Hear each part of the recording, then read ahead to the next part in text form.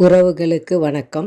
இன்றைக்கி கார்த்திகை தீபத்துக்கான அந்த தீபம் ஏற்றுறதையும் அந்த விளக்கை நம்ம எப்படியெல்லாம் பராமரிக்கலான்றதை பற்றி ஒரு டிப்ஸ் பார்க்கலாம்.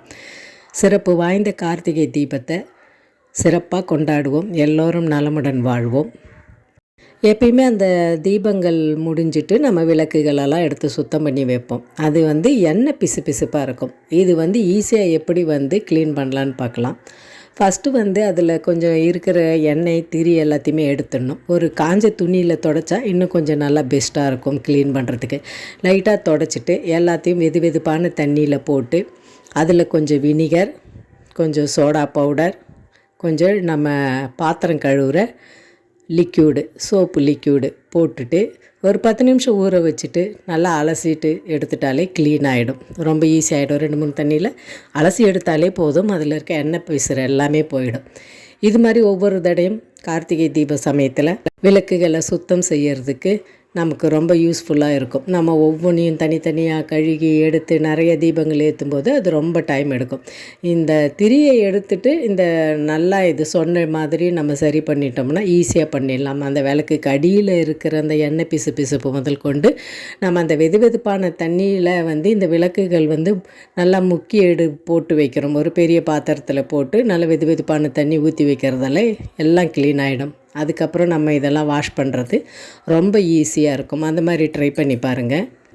அதே சமயத்தில் நம்ம தீபங்கள் எல்லா இடத்துலையும் வைப்போம் வீட்டில். இப்போ முக்கால்வாசி எல்லார் வீட்லேயுமே டைல்ஸு, மொசைக்கு, மார்பல் இந்த மாதிரி தான் இருக்குது. இந்த விளக்கு வச்சிருக்கிற இடம் நம்ம தீபம் எரியும் போது அந்த விளக்கு ஹீட் ஆகி கீழே அந்த விளக்குடைய அச்சுக்கு வட்டமாக ஃபுல்லாக எண்ணெய் பிசு இருக்கும். படிக்கட்டாக இருந்தாலும் சரி, இல்லை வீட்டுடைய தரையில், மாடியில், மொட்டை மாடியில், மதில் செவரில், இந்த மாதிரி எங்கெங்கெல்லாம் நம்ம வைக்கிறோமோ அந்த இடத்துல எல்லாமே இந்த ஒரு பிசுபிசுப்பு தன்மை இருக்கும் விளக்குடைய எண்ணெயால்.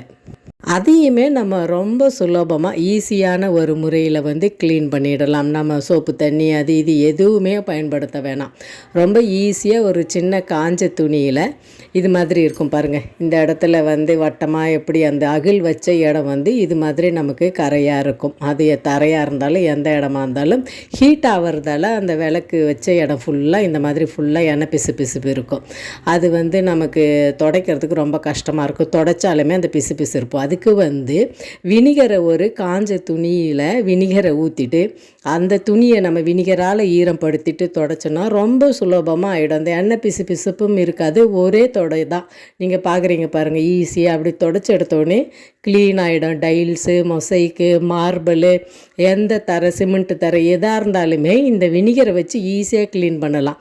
இந்த வினிகர் க்ளீனிங் பர்பஸுக்கு ரொம்ப ரொம்ப முக்கியம். நான் ஏற்கனவே ஒரு வீடியோவில் கூடி வேறு ஒரு க்ளீனிங் பர்பஸுக்கு சொல்லியிருப்பேன். நம்ம ஒவ்வொரு தடவையும் மாதம் மளிகை ஜாமான் வாங்கும்போது இந்த வினிகர் நம்ம கண்டிப்பாக வாங்கி வச்சுக்கிட்டால் ரொம்ப ஈஸியாக இருக்கும். நம்ம கிச்சன் டாப்பு, கேஸ் அடுப்பு, இந்த மாதிரி எண்ணெய் பிசுப்பு இருக்க பொருட்கள், அதை மாதிரி நம்ம சிங்க்கு, கிச்சன் சிம்னி இதெல்லாம் க்ளீன் பண்ணுறதுக்கு ரொம்ப யூஸ்ஃபுல்லாக இருக்கும் வினிகர்.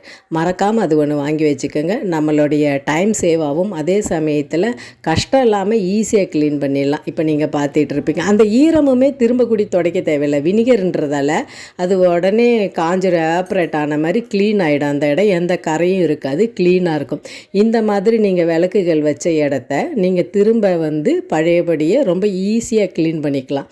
இதை ஒரு தடவை ட்ரை பண்ணி பாருங்கள். கண்டிப்பாக இதை மறக்காமல் நீங்கள் எப்பயுமே க்ளீனிங்க்கு இந்த வினிகரை பயன்படுத்துவீங்க. ரொம்ப சுலபமாகவும் ஈஸியாகவும் க்ளீனிங் பர்பஸுக்கு பயன்படுற ஒரே பொருள் இந்த வினிகர். நல்லா இது ஆப்பிள் வினிகரும் கிடையாது. நார்மலாக க்ளீனிங் பர்பஸுக்கு யூஸ் பண்ணுற வினிகர். இன்னொன்று நம்ம சலாடுக்கு அப்படி நம்ம லெமன் கூட கலந்து குடிக்கிறதுக்கெலாம் வினிகர் யூஸ் பண்ணுவோம். அது ஆப்பிள் வினிகர். இது ரொம்ப ரொம்ப ரேட்டு கம்மி, ஈஸியாகவும் கிடச்சிரும். எல்லா மளிகை கடையிலையும் கிடைக்கும். வாங்கி ட்ரை பண்ணி பாருங்கள், யூஸ்ஃபுல்லாக இருக்கும்.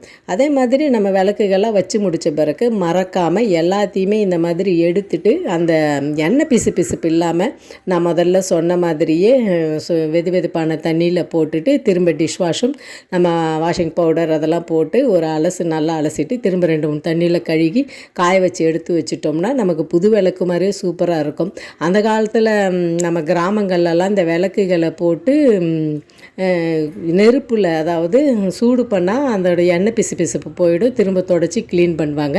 நமக்கு சிட்டியிலையும் இப்போ இருக்கிற வாழ்க்கை லைஃப் ஸ்டைலில் அதெல்லாம் செய்ய முடியாது. இது ஒரு யூஸ்ஃபுல்லாக இருக்கும். வினிகரை வச்சு நம்ம வந்து விளக்கு ஏற்றின இடத்தையும் விளக்கையுமே ரொம்ப ஈஸியாக க்ளீன் பண்ணிக்கலாம். விளக்கை வெதுப்பு தண்ணியில் வினிகர் சோப்பு லிக்யூடு நம்ம வாஷிங் பவுடர் போட்டு க்ளீன் பண்ணிக்கலாம். அதை இடத்த வந்து வெறும் வினிகர் வச்சு தொடச்சிக்கலாம். நீங்கள் இந்த வீடியோ பார்த்தா உங்களுக்கு ரொம்ப யூஸ்ஃபுல்லாக இருந்திருக்கும். இது மாதிரி நீங்கள் பயன்படுத்தி ஹாப்பியாக கார்த்திகை தீபத்தை கொண்டாடுங்க. ஹாப்பி கார்த்திகை தீபம். விளக்கு மட்டும் இல்லாமல் நம்ம வந்து எண்ணெய் பிசுப்பை வந்து எந்த பொருளாக இருந்தாலும் க்ளீன் பண்ணுறதுக்கு வினிகரை பயன்படுத்திக்கலாம். அது ரொம்ப யூஸ்ஃபுல்லாக இருக்கும். கார்த்திகை தீபத்தையும் நம்ம நலமோடு சிறப்புடன் கொண்டாடி மகிழ்வோம். எல்லோருக்கும் மீண்டும் கார்த்திகை தீப வாழ்த்துக்கள். நன்றி, வணக்கம். உங்கள் ஹேமலதா அசோக்குமார். நன்றி.